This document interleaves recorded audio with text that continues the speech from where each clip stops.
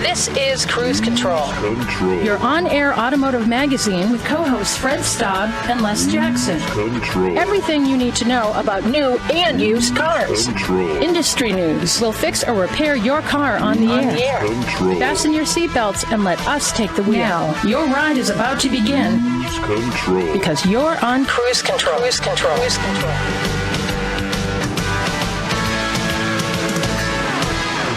That's right. Your ride is about to begin. Welcome, everyone. It's Fred Staub and Les Jackson, and you are on Cruise Control. Hey, Les, how's it going? Hey, we are rolling as usual. We're always here, and we never seem to have a shortage of stories to talk about in an industry that just changes on a daily basis. Yeah, that's true, Les. And we're going to start this hour with BMW taking the wraps off its 7 Series. Wow, there is a lot to talk about when it comes to this vehicle. We're going to get into it and tell you about some of the technology. I mean, it's got to be the longest press release I have ever seen for a vehicle. Well, considering the price, it makes perfect sense. And record breakers, Mercedes and GM's Brightdrop break range records, and this is getting really impressive. Yeah, it sure is. I'll tell you what else is getting impressive. Charge times for electric cars. We're going to talk tech with Volvo, working with a company that says you can get 100 miles of range in 5 minutes. Wow, that's pretty good. And speaking of not quite as much range, you're going to have a review, an at-the-wheel review of the Cadillac Escalade Premium Luxury. So, yeah, and have you been wearing a tuxedo? Well, I tell you, this has a diesel Duramax power, and it actually does have an incredible range with that engine. We'll talk about it. I took this out and put it to test on the highway, and I tell you, there's a little secret why you want to upgrade to diesel when it comes to the Escalade. Now, I'll have that for you in the review. All that and a whole lot more when we get rolling on this edition of Cruise Control, your on-air automotive magazine. Les, I think, have you driven a clean diesel vehicle in a while? I just was in the F-150 or F-250 truck, and diesel powered, and range of 659 miles. Yeah, this I didn't even know it was a diesel until I looked at the back, and I said, "Oh, it's a diesel." And we'll talk about that. It had like a 35 speaker stereo system. It was pretty incredible. It was pretty incredible. If you need a big body on the frame vehicle, it is big, and I found myself driving it like a tractor trailer, squaring off turns and things like that. Wow. Yeah, it's a big. I just drove over stuff. Drove over. That's another option there. So right. Hey, but we want you to drive back to Cruise Control after this break, because when we come back, we're going to tell you about the brand new BMW 7 Series. Yes, it has a huge screen in the back. It is off the chain, as they say. We'll be right back on Cruise Control.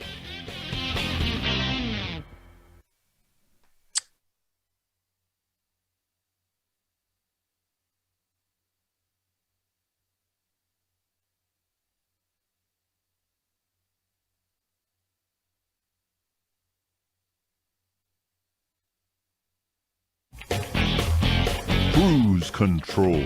Hey, welcome back to Cruise Control. I'm Les, he's Fred, and as we mentioned a little earlier, we're going to introduce you, in a manner of speaking, to the BMW 7 Series, their newest one. In their words, automotive luxury and innovations for the digital era, which I have no doubt that's true. Yeah, just pretty incredible. Pretty incredible. I love the fact that you can get a available 31-inch BMW theater screen with built-in Amazon Fire TV and 8K resolution, because rear seat passengers in a car. I think it's a matter of time before they'll put a big screen on your roof that everyone that you drive by can see. That's interesting. That's interesting you say that, because I believe there was a law that said trucks had to have a screen on the back so that you could see what was going on in the front, but that has not happened yet. I don't think it's a law, but I think it's a wonderful idea. Well, let's delve back into the 7 Series. Controversial nose, what do you think? Nah, it's okay. A lot of people are saying it's controversial because it's got the big grills, and they don't like that. But let's delve into this, Les. This is the longest, as I said, press release ever from a manufacturer. It goes on for page after page after the page, and I've noted a couple of things. A couple of things we should talk about is the powertrain, first of all, because it has a full electric version that is available called the i7 xDrive 60. That's an all-wheel drive electric version. Right. Front motor 255 on the horsepower. Rear motor 308 on the horsepower. Combined 536 with a single-speed transmission. I don't know if they have range on that yet. But then if you want a gas, they have a 6-cylinder gas hybrid and an 8-cylinder gas hybrid, which is pretty cool. So you've got a lot of different variety here. It starts with the 740i, then it goes to the 760i xDrive, and then the i7 xDrive 60, if that couldn't be more confusing. Yeah. How do you describe that to the parking garage? I don't know. But let's look at some of the technology that's in here. First of all, the whole dashboard is a screen, which is pretty amazing.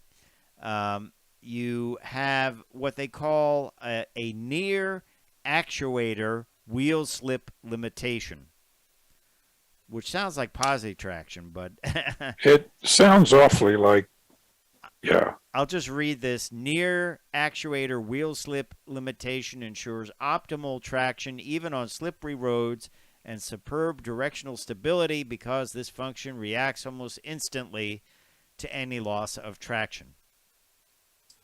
Limited slip. Limited slip, yeah. Much more advanced than that, but... Well, certainly, but the technology is not new.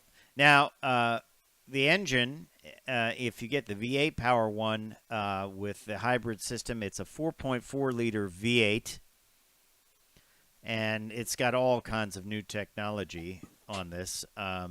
The 760i xDrive, which is the V8 model, 0 to 60 in an estimated 4.2 seconds.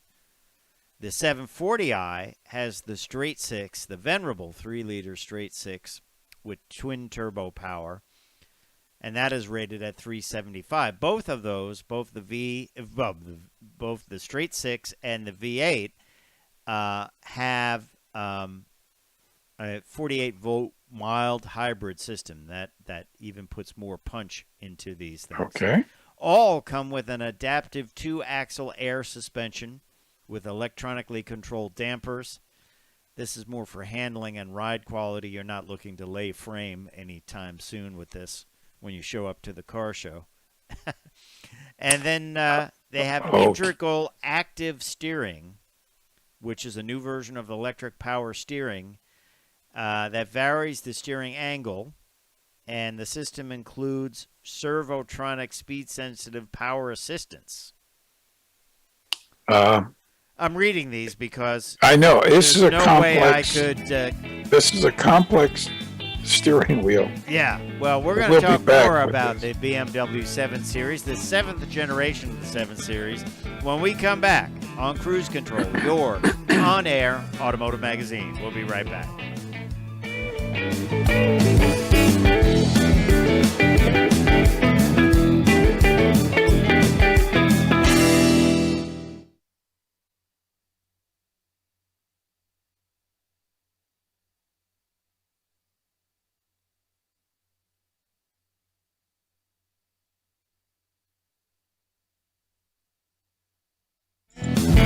Cruise Control. And welcome back to Cruise Control. Wow, we've been going through this 7 Series BMW.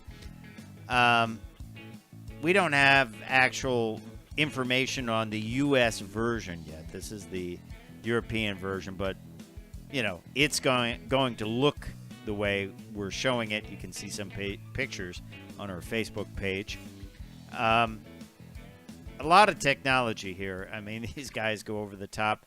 A lot of controversy. People don't like the big grills, Les, but that's a design cue. Yeah, I'm not a fan of big grills, but Yeah. But there you have it. How many people will go for that huge monitor in the back seat? I don't like that at all. I think that's intrusive. But let me read you one little description here. An exquisitely designed per-center console control panel hosts the drive controller, start-stop button, volume control for the audio system, and buttons to control vehicle functions. Also positioned here are My Modes buttons, which replace the driving experience control switch and the newly designed gear selector. So to explain this to you, I can best say, I don't know. Yeah, it just doesn't make sense. But well, it's we'll have more about the 7th generation of the 7 Series in the future. But let's talk a little bit about some record breakers.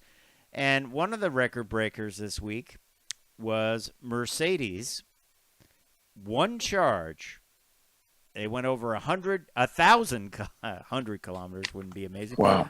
1,000 kilometers on one battery charge with an average consumption of 8.7 kilowatt hours per 100 kilometers. That's pretty efficient. Yeah. That's 620 miles, by the way.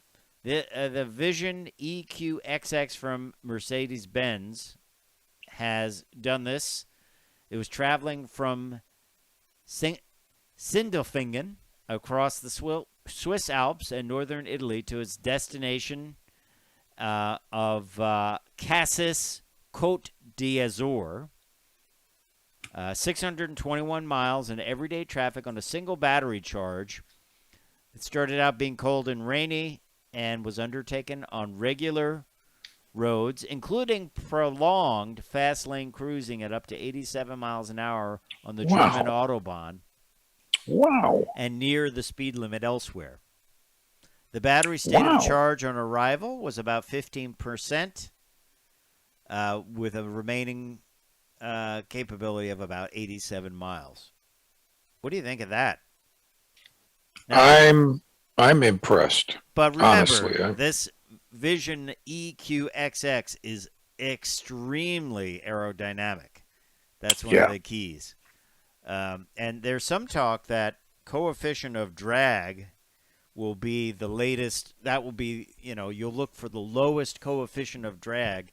There are good bad things about that. Good thing is the economy of the vehicle or the range of the vehicle. The bad thing is it will make every vehicle look the same because eventually there is a coefficient of drag that is best and a shape that is best, and that all cars will look the same. But EQXX, terrible name for the car, but very aerodynamic.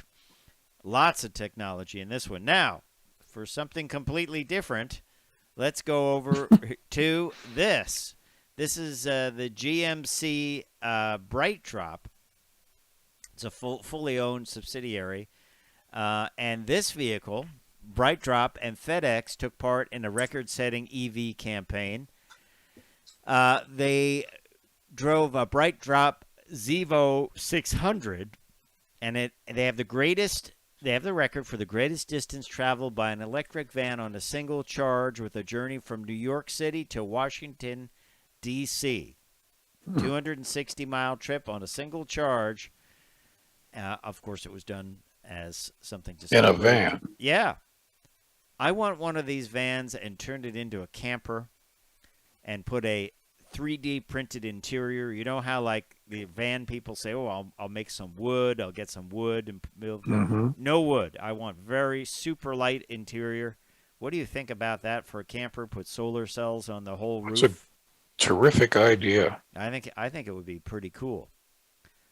So what did they ship? Well, they had the Zevo 600 transport a shipment of Full Circle sustainable cleaning products from its headquarters in New York City to a Mom's Organic Mart outside of Washington, D.C. I know exactly where that is. You shop at the Mom's Organic Mart? I've never shopped there, but I'm probably 15 minutes away from it. Wow. Pretty cool stuff, though. And when you think about it, vans like this for FedEx, think of the capability of doing this with Amazon and FedEx trucks. Both of them are doing that with different manufacturers. I think this is one way that we will see quick adoption of electric vehicles because it makes so much sense for the fleets. They're going to save money. It's clean. It's quiet. Yep. The only people not buying electric vehicles are the post office. That is amazing. Well, we don't. Well, I think it's political. corruption, Yeah. but there's no way we can prove anything. Yeah. So pretty cool records. 2 record breakers, EV record breakers this week. Guinness World Records. Guinness World Records. Yeah. And I think these records will continue to be developed. They'll be shattered constantly. Yeah, I agree. Here's a quick little story about the GMC Canyon. This is a vehicle we don't talk about much, but they're going to have an off-road performance version of it. It will be very capable. It is the AT4 concept. Their AT4 vehicles are very capable. And we're going to see this sometime in the summer of 2022. A Canyon AT4X badging, rocker protection, 17-inch beadlock capable wheels. Pretty cool stuff. Sort of like a mini Raptor, or actually better, a mini AT4. Yeah. A very capable truck, and capability, off-road capability, seems like that is the thing people want these days and what they are clamoring for. And beadlock wheels. You're going to put them on the Mazda, Les? I am going to do that tomorrow. Okay, excellent.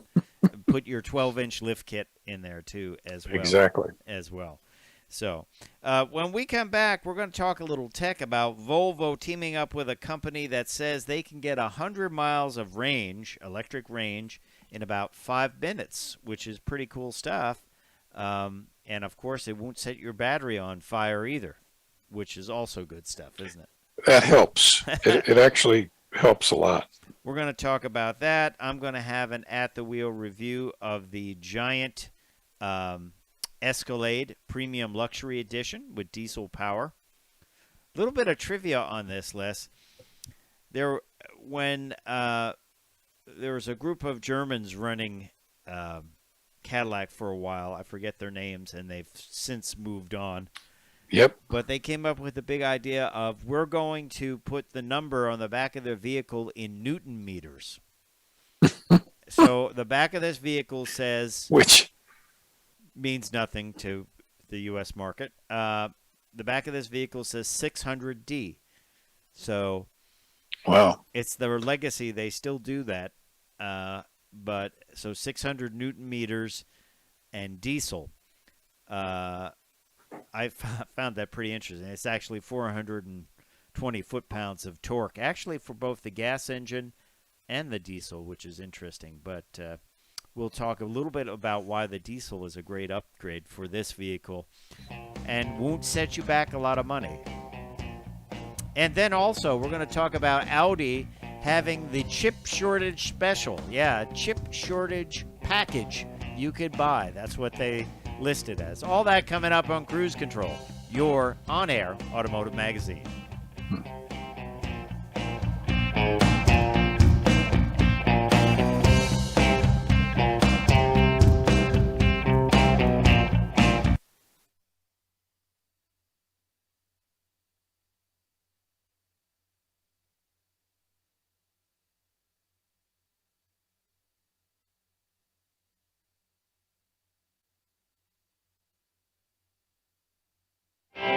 Cruise Control.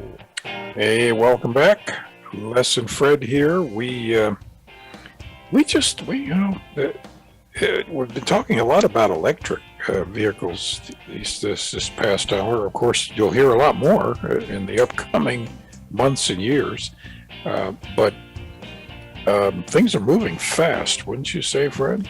Yeah, they are. I mean, most of the news that comes out is about electric vehicles, and we're going to keep you up to date on it. Technology is really moving quickly, and the two things that I see in battery technology are the fact that they're getting away from the rare earth materials, because I think they see that as potentially another chip shortage, and they want to stay away from that. I also think that we're going to see the range increase, and we are seeing range increases, almost like what we would see in horsepower increases in traditional cars, where, hey, we found another way to get another 40 miles of range out of the vehicle. And Volkswagen just did that. They had something like 20-mile additional range. But, hey, 20 miles is 20 miles, you can go pretty far on 20 miles. Long way to walk. Yeah. So these things are happening very quickly, and they're going to come down in price, come down in size. And also charging time is decreasing rapidly. And Volvo announced this week that they've invested some money with a company called StoreDot, which is an Israeli company developing an extremely fast battery charging technology for electric cars. And extremely fast means 100 miles or so in 5 minutes. What about that? So that's putting a lot of current into it. Yeah. Now, what does that do to your battery? Does it shorten the life of it? You obviously have to cool everything in that electrical circuit, including the wire that goes into your car, because you'll melt it, right? That is certainly possible, and you don't want to do that. I mean, it's just a case of how fast can the battery take a charge. And I think what we're seeing is a kind of a transition similar to computers, where we had hard drives which were spinning disks. Right. It can only operate so fast. Then we have flash drives, which are just sort of instantaneous throughout. And that's kind of where we're, not the same thing, but that's where we're going with battery technology. Yeah, I think eventually it will be a solid state battery where it's not going to wear out. It's not going to leak. It's just a bunch of chips. But, hey, that would be a lot of chips, and they've got to find a way to make more chips, don't they? Please don't add to the chip shortage at the moment. Yeah. Well, let's talk, while we're in tech, let's talk about something Ford, our friends over at CarBuzz, have come up with this. Ford has filed a patent for smart windows that will listen to your every word. It was first reported by Auto Evolution that Ford filed a patent for an in-screen microphone So, in other words, right now, your microphone for your navigation, for your phone, for anything that you're going to use, any voice recognition, it's typically a little grill up in the headliner, Right. or up in the kind of the center console that houses the controls for your sunroof, or it has the sunglass holder. But this is something different, where it is just embedded in the glass, and it uses a piezoelectric transducer that translates vibrations into patterns that a computer can recognize. This is not new technology. Matter of fact, many federal buildings, not far from you, Les, use maskers because people can read the vibrations on the window and listen in. So they literally put white sound into the glass to create a problem for listening. And this has been pretty common. So while it sounds futuristic bringing it to cars, it's the first application in cars. I think it would be pretty good, though, to have this in all the glass, because I still find on a lot of the test vehicles it can't hear me, or if the blower is on for the air conditioner. Yeah. What interesting, Honda will, when you push the button on the steering wheel to talk, will dip the blower down. Now that's clever. It brings it down, right? Others don't. It's going like crazy. So I think it's good concept. I think we'll see it. It's just a matter of time for this to happen, and it's just a little bit cleaner and easier to hear that sound, because that is frustrating in press cars when you just go in and you do it and you can't make it do what you want it to do, right? Yeah, you say something and it says what? I'm sorry, I don't understand you. That's right. I did not understand that command. I don't understand you. So, and a lot of times it's because we're jumping into cars and we're just driving them, and it's not like we've had them for a long time. We've had them for 5 minutes and we just jump in, which I think is a good test. So I think that we will probably see more of this. Now, this was an interesting story to me. Of course, you and I have been discussing that about the chip shortage. We were just talking about it. Right. And that a lot of manufacturers are deleting chips from their cars, or actually things that use chips, like heated seats, like the parking system that allows you to know how close you are to things, all kinds of things. Navigation system, even on the Ford Bronco, the factory navigation system, which may not bother a lot of people because they're using Google Maps or Waze. Yeah. But still, paid for it. You paid for it. So what's happening is these vehicles are being sent out. Some manufacturers are saying, hey, you know what? When we get the parts, we'll bring it back in and we'll put them in. Others are just probably will never happen. But this was interesting. That came out of the New York Auto Show. Audi is now introduced what it calls the semiconductor shortage package. Wait. You'll pay more. Only a dealer would be so arrogant to say that, to market a shortage. Yes. Well, on the RS7, it is a $2,700 package.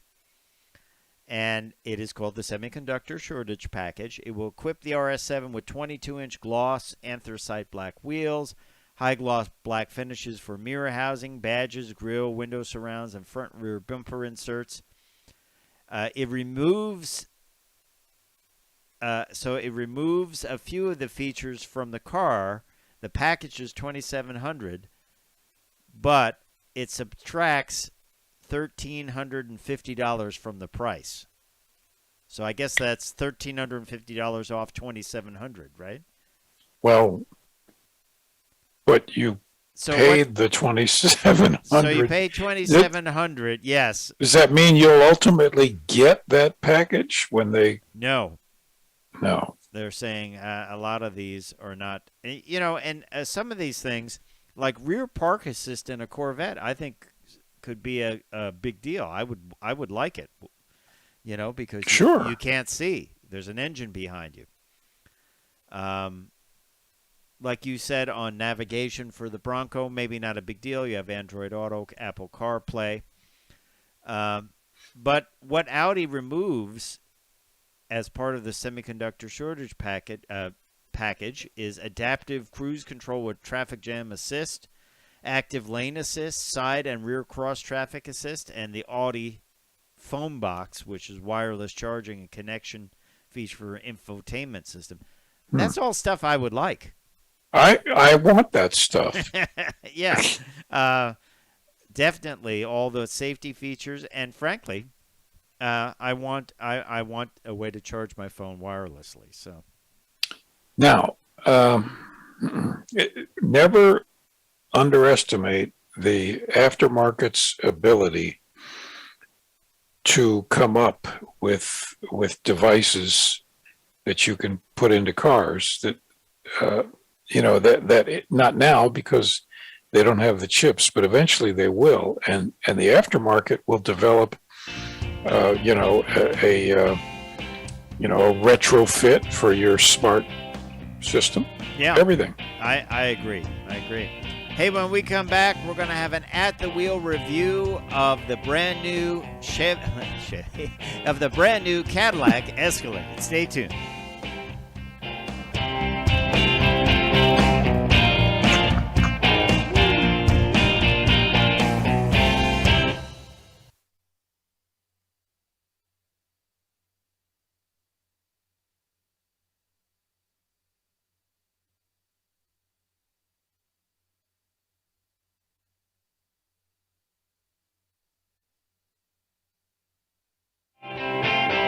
Cruise Control. And welcome back to Cruise Control, your on-air automotive magazine. I'm Fred Staub. He is Les Jackson. It's time for an at-the-wheel review, Les Jackson. The vehicle, the Cadillac Escalade Premium Luxury four-wheel drive version. It was gigantic. It was a huge vehicle. And this is not even the ESV, which is even longer. Remember, the Cadillac Escalade is the one that started the trend of luxury SUVs. Manufacturers tried luxury pickup trucks, but they really hit it off with luxury SUVs.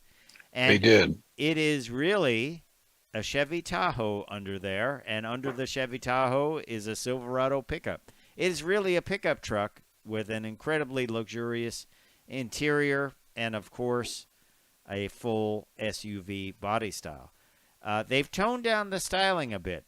They used to have gigantic Cadillac logos on there. When I say gigantic, 6-8 inch around, they brought them down a bit. Ours was equipped with the Duramax diesel. This is a straight 6 turbocharged diesel, 277 horsepower, 420 pound-feet of torque. Should you get the diesel, it's only a $100 upgrade. And Wow. It's a clean diesel. Yeah, with AdBlue. Wow. Only $100 over the 6.2-liter Chevy V8. On the back, it says 600D. That goes back to the days when the Germans were running Cadillac. That is Newton meters and diesel, D for diesel. Had the old school glass hatch in the back, which was interesting. No release for the hatch that I could find, the main hatch on the back. You had to use the key fob. Styling, this thing is almost flat in the front. Of course, it's got that new style Cadillac graphic on there without the crest. I love the rear view mirrors, side view mirrors, I should say.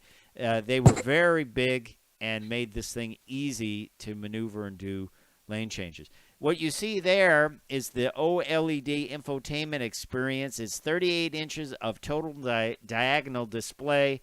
It reaches from virtually 50 or 60% of the vehicle, and it's used to display everything from navigation on up. A lot of room in the inside. We had captain's chairs in the rear seats, so this is a 7-passenger, beautiful perforated leather. The rear seats are heated, and there are plenty of controls. They're easy to move with levers back and forth, and then they will also spring up to let you in. Yes, you have heated rear seats. You have climate controls. All the controls nicely done. High-end cup holders, of course. And then you'll have plenty of charging options, a USB-C, the new version of USB, and a 110 outlet in the back. Real usable third-row seat. It's not one of those that sit on the floor where your knees would be up around your ears. 3 people could fit back in there pretty well, and you get your cup holders and your USB hookups as well, so you're not disconnected. I found the vehicle to drive really well on the highway. It was rolling on 22-inch wheels, really nice ride, and the diesel moved it along quite nicely. You are sitting up way high. It's almost like driving a tractor-trailer, I would have to say, Les, because you have to square off your turns. You have to think about the back swinging out when you make the turn. But impressive vehicle. If you need the towing capability, I believe it is 8,200 pounds towing capability. That's significant. That is with the 6.2-liter gas engine with 2-wheel drive. So it's going to be less for probably the diesel and all-wheel drive. You look at the numbers, though. The 6.2-liter standard V8 LS3 engine, 420 horsepower, 460 pound-feet of torque. Of course, this is similar to what comes in the Corvette. The 3-liter turbo diesel is available for $100 more, 277 horsepower, 460 pound-feet of torque. All get the 10-speed automatic. But look at the mileage difference when it comes to the diesel. The 6.2-liter in 4-wheel drive is 14 city, 19 highway. Flashback to the 80s on that horsepower, on that mileage. Yeah.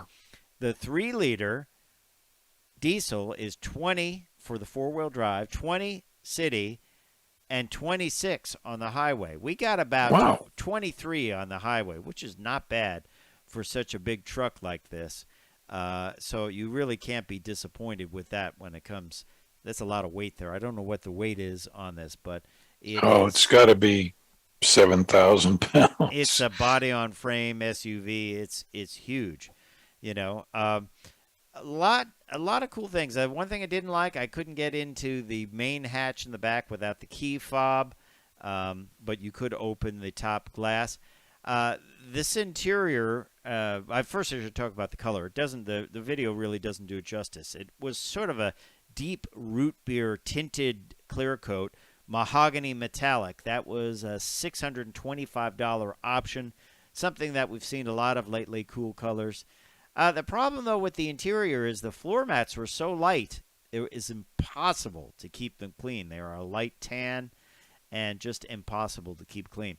I do think, though, GM has fixed their problem of cheap-feeling controls. All the controls felt great. They didn't feel ratchety and cheap as they do sometimes in certain GM cars. It's always been a problem for them. I think they've fixed that. So let's look at what this vehicle costs. I didn't even talk about cruise control, Super Cruise, which is a high-end version of cruise control where you can go semi-hands-free, where you can literally take your hands off the wheel on certain roads. It is specific to certain roads.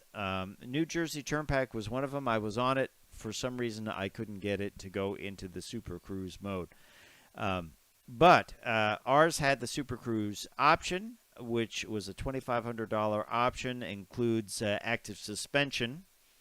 It had the mahogany metallic paint, which was a root beer color, which is really, really nice. I like that. That was $625. Engine block heater for your diesel.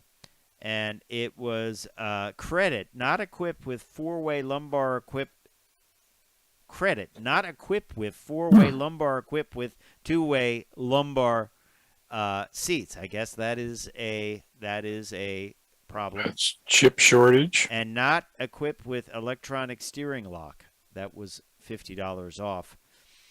So total options $3,125. Total vehicle $91,020.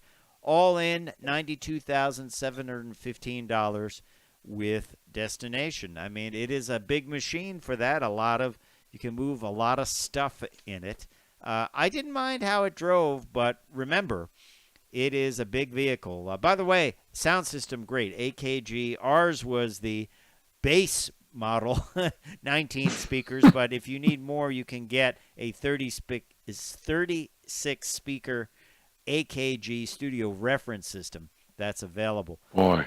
Speakers everywhere, though, including in the head restraints, because I heard a certain song that I listened to, there's like a ticking sound in it. I never really heard it before, but it was coming from behind my head, so ticking in my head. By the way, Wow. the Duramax is going to get an upgrade. We don't know quite what that's going to be. Probably more horsepower, probably more torque. This is a relatively new engine, straight six turbocharged. Nice packaging on the turbo, by the way, with the heat heat wrap on it. Good sounding engine. Hard to know it was a diesel, unless you looked for the AdBlue in the fuel area. But it's going to get an upgrade. First, we're going to see that in the Silverado. We don't have too much information on what the upgrade will be, but probably more horsepowers and more torque. Torque-eye. How's that sound? There you are. Yeah. All right. Well, that is the 2022 Cadillac Escalade four-wheel drive premium luxury at the wheel review. Time for me to say I'm Fred Staub. I'm Les Jackson. We're going to see you down the road. Bye.